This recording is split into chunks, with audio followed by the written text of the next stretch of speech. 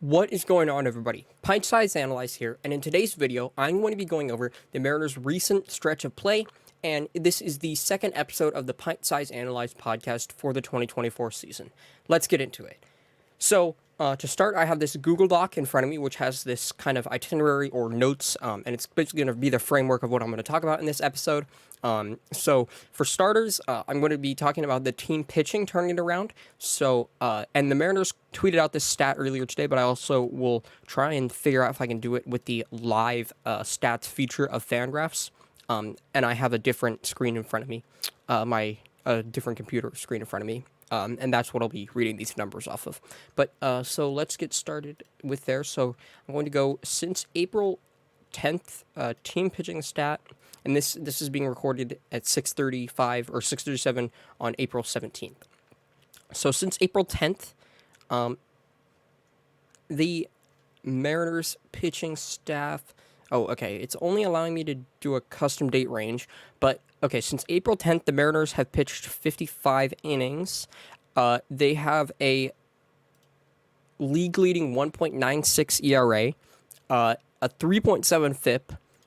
They are 11th in that time period in F4. Okay, it feels like such a small sample size that it's kind of even ridiculous that I'm talking about this. I'll just be honest in the first place. But I just wanted to mention it because, that 1.96 ERA is important, and it's even gone down. It went down today with today's innings. Now, let me see if I can, with the no splits, just regular stats, though. So before today, the Mariners were 13th in pitching F4 at 1.8, 13th out of all 30 teams. And then after today, though, if we go, they are number 11. So they went up 2 F4. Okay, or they went up 0.2 F4 and they went up 2 rankings. Team pitching, ERA, let's see. Team ERA, this is for all of the season. They are 13th, and then for team FIP, it's loading. It's loading. 11th. Team XFIP, that's interesting. I'm pretty sure 4th in Team XFIP, that's interesting. Okay, now, one thing that I also wanted to point out, though, and this is by Fangraphs, if we go to average fastball velocity, the Mariners are first at 95.3. The Dodgers are second at 95.2. Miami is third at 95.9 or 95.1. I mean, and then there are 3 teams at 95 exactly. And those are the only 6 teams in the. Oh, and that's San Diego, Oakland, and Pittsburgh. And so, it's not exactly a statistic that's indicative of like future success, but generally throwing hard is better. And the Mariners are at the top of the league at that right now. Cleveland is 30th at 93 miles an hour. So to put some perspective, it's a 2.3 mile an hour difference between Cleveland, who's 30th at 93.0, and then Seattle, who's first at 95.3. I want to look at the K percentage, and actually I'll look at this since April 10th as well. But I'm curious about the team K percentage for pitching. Okay, they are 5th at 25% K percentage this season. That's great. Walk percentage, they are... Yikes. Oh, no. I was gonna say, it does not seem like they've given up that many walks. No, they're actually second in walk percentage, at only giving up 6.1% in walks this year. Only 6.1% of batters have walked this year. The Mariners also just won a franchise record 35 innings the other day. It spanned over multiple games, obviously, without issuing a walk. If we go to K-minus walk percentage, which I think is a great stat, they're second, 18.9% behind only the Minnesota Twins, another team that's kind of built on pitching. The Twins have a 26.8% K percentage and the 6.9% walk percentage. They've been, excellent. Sierra, let's see. The Mariners are 5th in Sierra right now. Skill Interactive earned run average. It has kind of an interesting formula where they or where things are adjusted to like the league average percentages for like fly balls and home runs and ground balls. So it's a really complicated stat, but the Mariners are fifth in that, and it's generally, a decent indicator, a good indicator of future ERA, better than ERA itself. If we go to, I'm curious.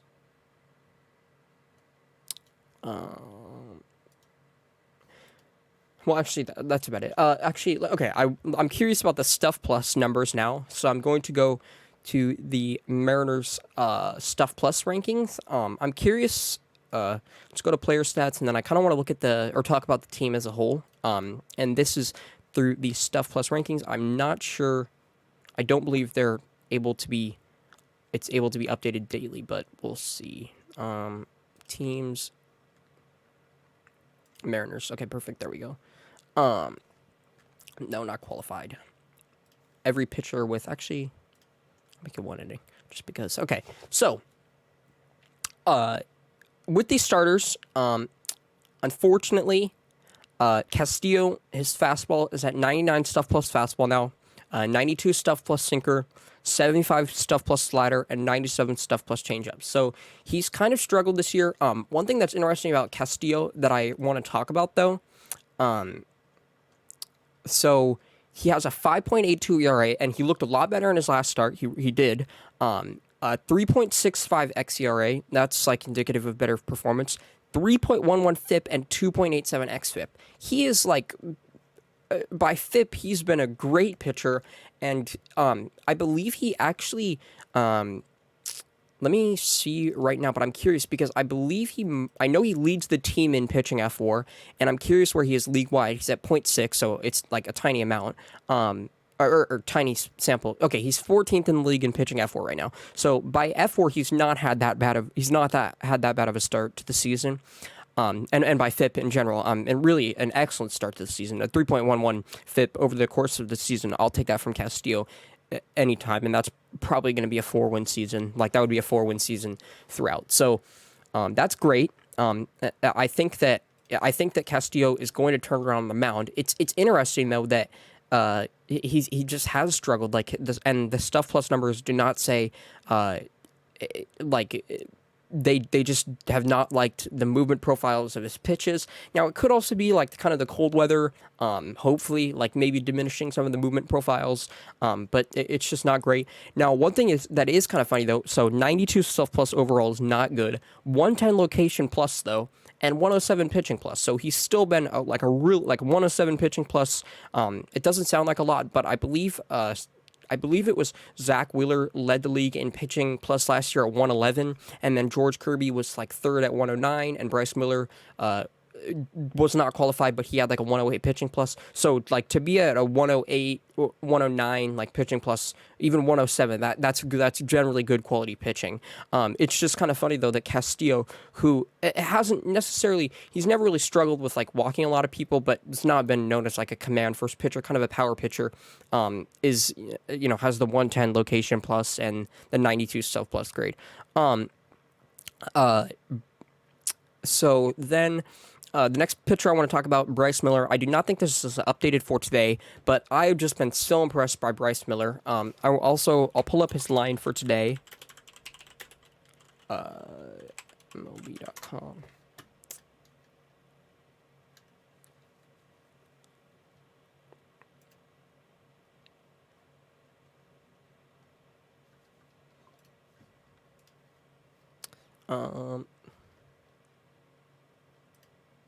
Here we go.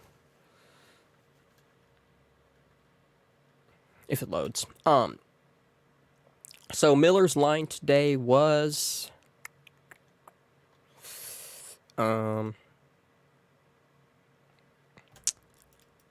this is literally not loading. I apologize. Here we go.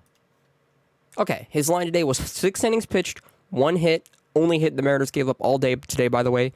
1 run, it was earned, and that was the home run to Ellie De La Cruz. He had 1 walk, 7 strikeouts, and he's lowered his season ERA to 1.85. He's been like really like excellent nearly perfect in 3 of his starts. His first start of the year he does not do super well, but it wasn't even that bad. It was his first time with the splitter, and he kind of in that first start, seeing him go after hitters like that with the splitter already was exciting, and it kind of, even though he did not do great in that first start, it kind of gave me hope that he might have made a significant improvement with that splitter as a pitcher, a significant improvement with the help of the splitter, just because he was already attacking hitters with it. I also want to give a shout out to Trent Thornton, who has started the season with a 1.04 ERA now. I'm not sure about his whole stats, but I'm a big Trent Thornton fan. Dude throws the kitchen sink. He's got a filthy sweeper, which I love, but he also has like a slider, a distinct curveball, a fastball. He like throws a sinker. There's a lot to like in his arsenal. He could spot start and like give you 3 innings sometimes. I feel like, but he also pitched like arguably the highest leverage moment of the game today for the Mariners. So I want to get the details correct, because it was really important to me. So after the Mariners took a 2-1 lead in the bottom of the 6th on a Mitch Garver home run, his first of the season, it was Trent Thornton who came on, and he faced Stuart Fairchild, Spencer Steer, and Jake Fraley. Okay, that doesn't seem that great, but like Steer and Fraley are 2 of Cincinnati's best hitters, and that was a challenge for him. That was like arguably the highest leverage moment of the game. Maybe the next inning with De La Cruz, Stevenson, and Martini would be more high leverage, and that's when Spire pitched, and the Mariners had taken a further lead after that. But for him to be trusted with just that 1-run lead and come in there and shut it down, he had 2 weak groundouts and a strikeout, was just really, really. It made me happy, because I think he has that arsenal that it could be like a spot starter, long reliever, or he could also maybe pitch in high leverage. I don't know. Kind of remains to be seen, but I hope so. Because Trent Thornton, he's got a fun arsenal. It's truly a fun arsenal. Also Austin Voth looked fine as well. Gabe Spire also pitched a scoreless inning. Spire had 3 strikeouts, including Ellie De La Cruz, who he got on a filthy check swing. It was like a filthy check swing. Now, I also... Okay, let's get back to the Stuff Plus So, because I want to talk about that for a moment more. Miller's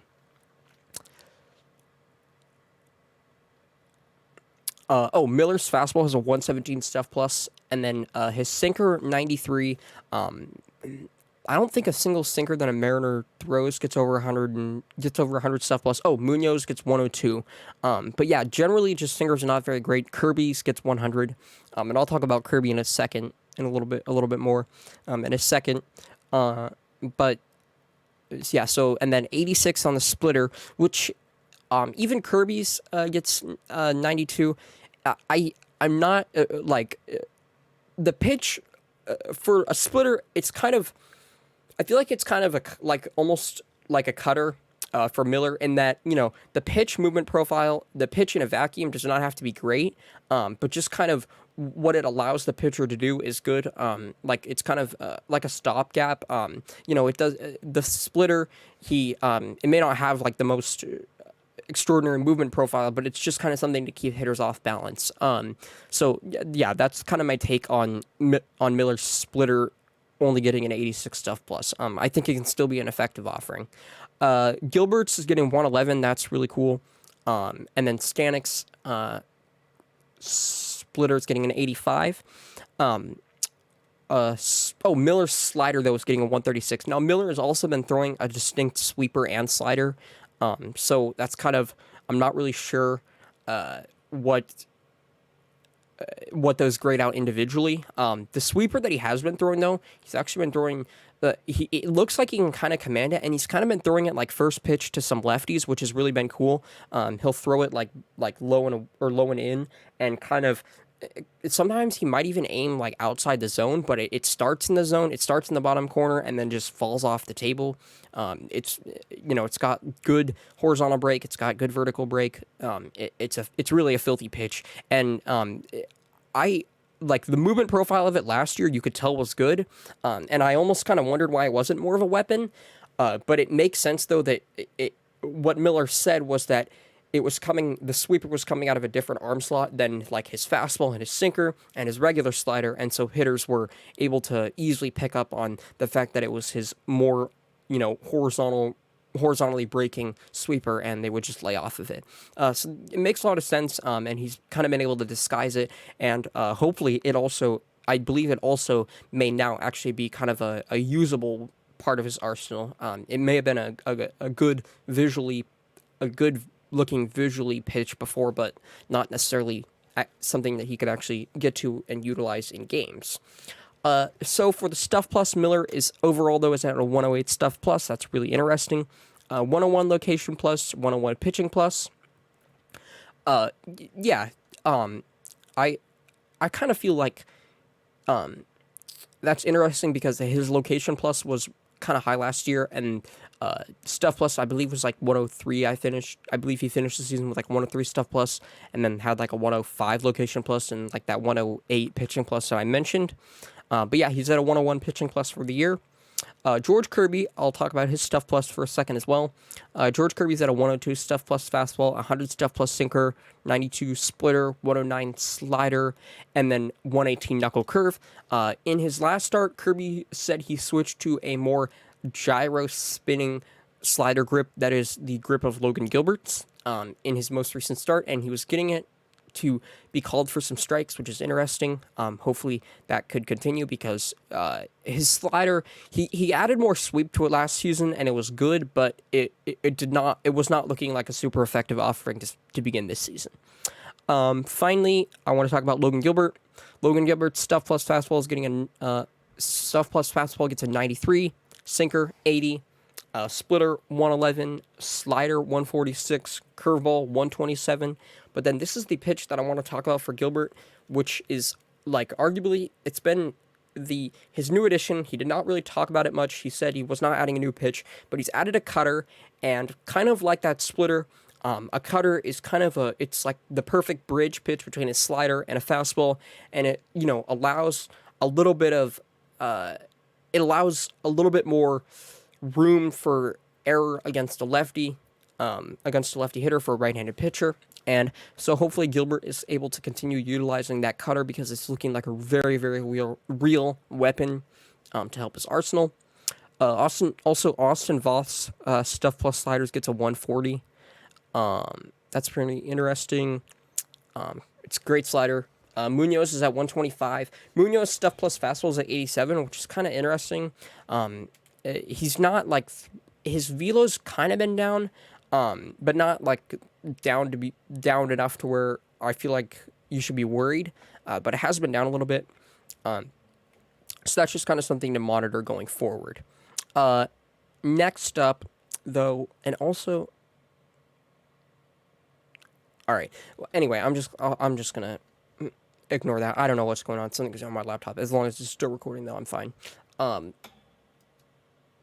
Let me make sure, though. Okay, perfect. All right, so the next thing, though, is the injury timelines for Matt Brash, Brian Wu, and Gregory Santos. So Matt Brash and Brian Wu have continued throwing, and they are likely, this was, I believe, last Friday, they were likely to go out for a rehab assignment this week. It's now Wednesday. They have not been signed to a rehab assignment as far as I know, but I'm sure that that's probably still the same. Maybe it might be this weekend, but they're both still on track to be with the club before the end of April, or around the end of April, maybe early May. And then Gregory Santos has still been throwing in Arizona. He's continued throwing. He's still making progress.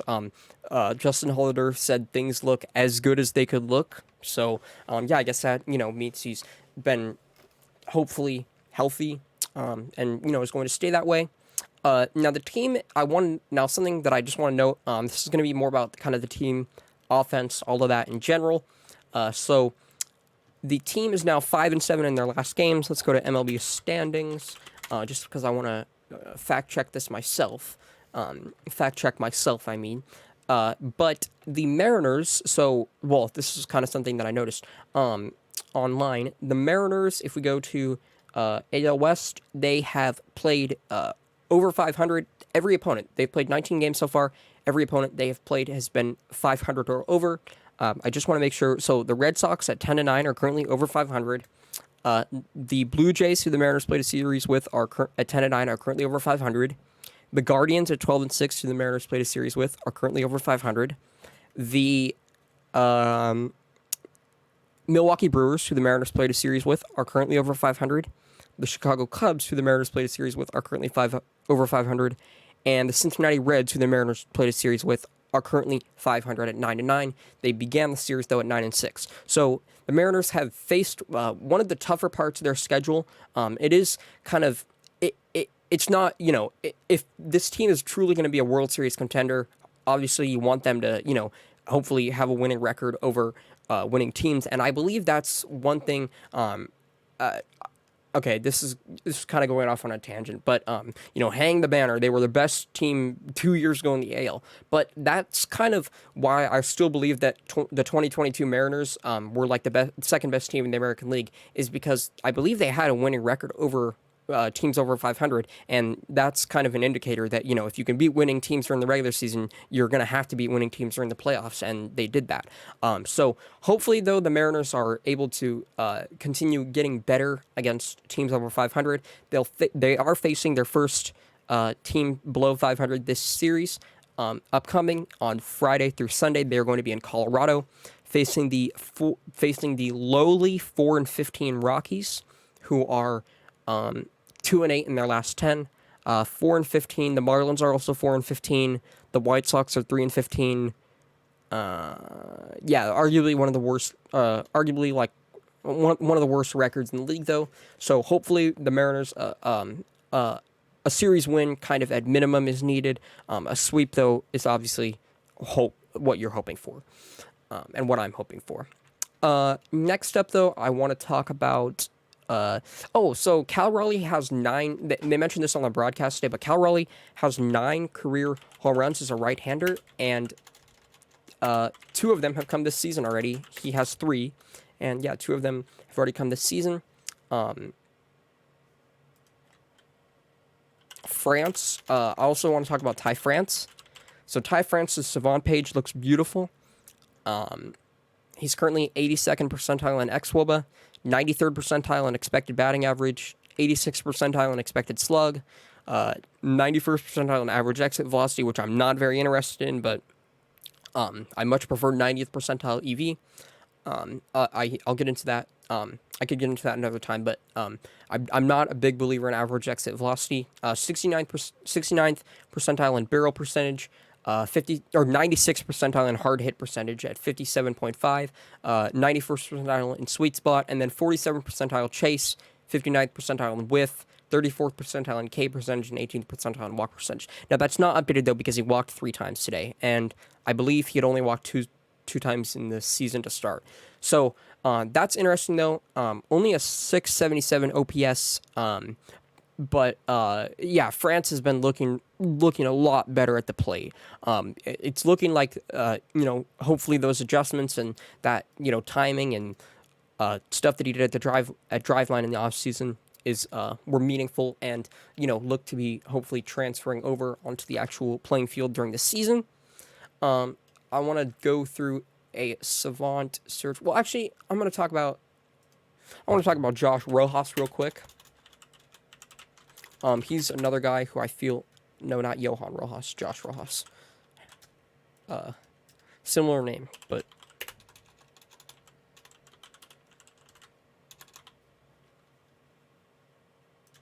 There we go. Okay. Rojas currently has...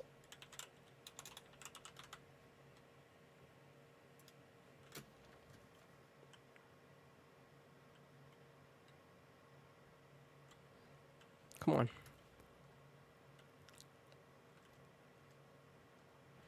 Wait, why is it not updated with today? Because there we go. Okay.